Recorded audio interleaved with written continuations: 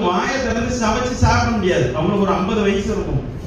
கொடுத்தோம் அந்த பேஸ்ட் தூக்கி அவங்க தூக்கி தூர வீசிட்டாங்க. என்ன செஞ்சாங்க? தூர வீசிட்டாங்க.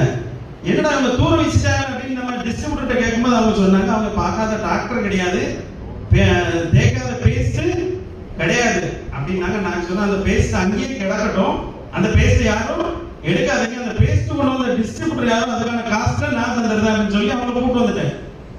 கூட்டு வந்ததுக்கு பிறகு கிட்டத்தட்ட ஒரு 25 நாளைக்கு அப்புறம் அந்த கிராமத்துக்குள்ள ஓடி நான் பைக்ல போக வேண்டிய ஒரு சூழ்நிலை. போயிட்டு போக அந்த அம்மா எங்களை துரத்துது. என்ன செய்யறாங்க?